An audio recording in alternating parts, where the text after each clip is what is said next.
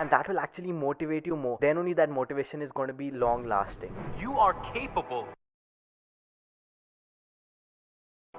Ever have those days when you just wake up and you're not motivated at all to do anything or to do the task that you're supposed to be doing that day, and instead you just prefer to stay in and sleep in bed? And it's not that you enjoy sleeping in or enjoy doing that, it's just that you would prefer to do that than to actually go and do the task that you have to do. Well, I've struggled with motivation, and I still do, and I've gone into this introspective mode of why how to stay motivated. There are two things I want to talk about in this video. The first thing is self-awareness, and the second thing is the locus of control, which I came across on YouTuber Improvement Phil on his YouTube channel. So you guys should check him out, link in the description.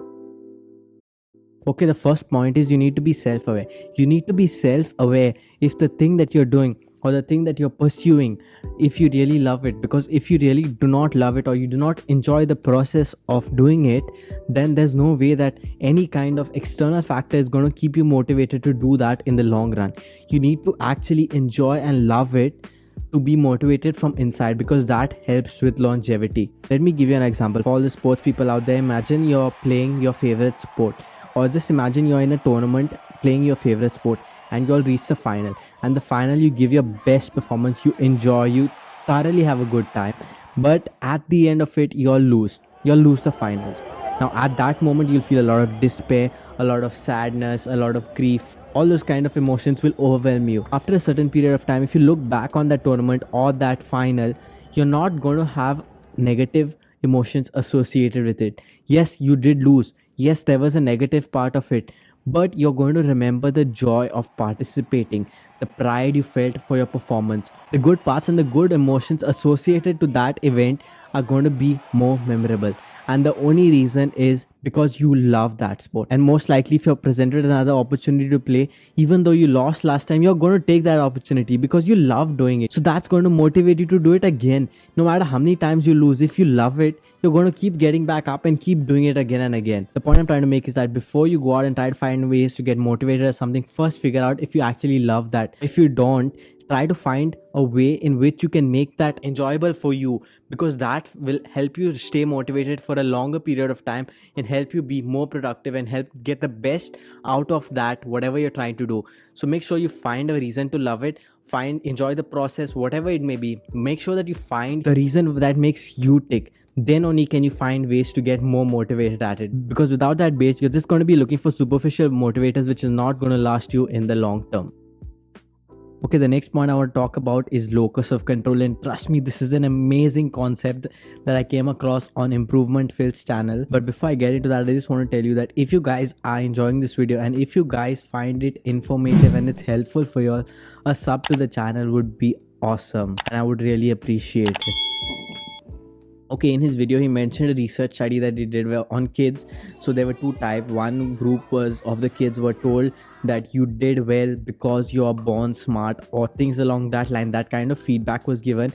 And the other group was told you did well because you worked hard, you put in a lot of effort and you worked hard. The same group of kids were given a set of puzzles to solve of varying difficulty levels. And what was found was that the kids that were told they did well because they are born smart or they are born talented were the ones that actually picked the easiest puzzles to solve and did not even touch the hard ones, while the ones that were given the feedback that your hard work actually did well for you, you did well because of your hard work, pick the puzzles of higher difficulty levels. Now this concept is actually very interesting. Why would those kids pick those puzzles and why did these kids pick these puzzles? I was amazed. Okay, let me tell you what I'm talking about. So I have an online business, and last year in the start of December I was not getting any sales and it was very demotivating for me, and I was thinking on the lines of that people are probably spending their money doing holiday shopping, so they're probably not spending outside that.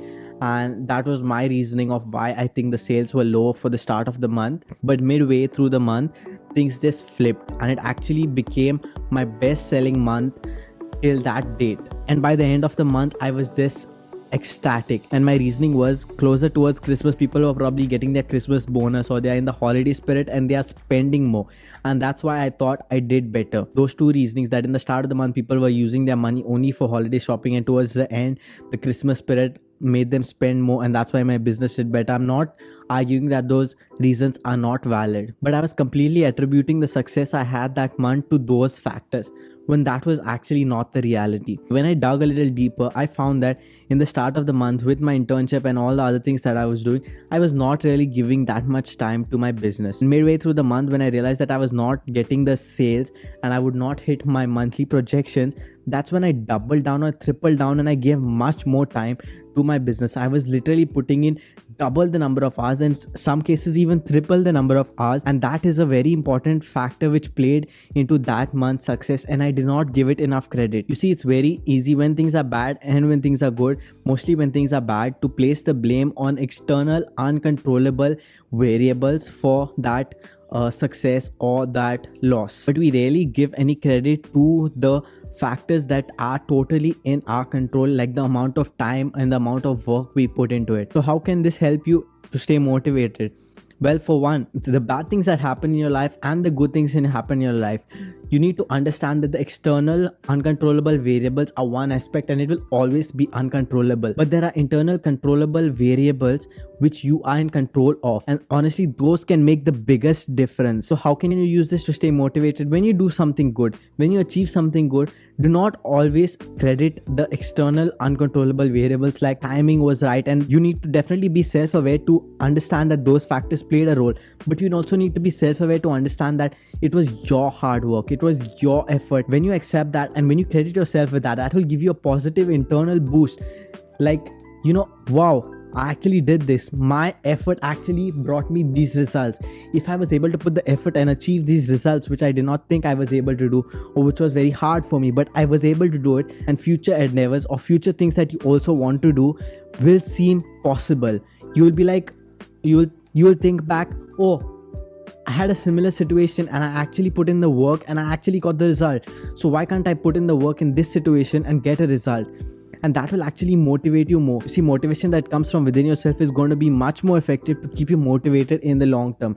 External things like cars, houses, money, or anything, those things are not going to motivate you to do something in the long run. You need to find the motivation inside. You need to find the joy in doing something, and then only that motivation is going to be long lasting.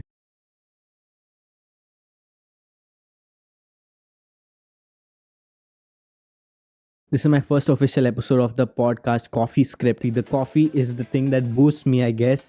I just get it out and I just talk. This is actually not scripted at all. It's just when I start thinking about something and I immerse myself in that topic, I just go with the flow. And so I just put on the camera and the mic and just start recording. Also, I would love to hear about the things that help you stay motivated or help you get motivated.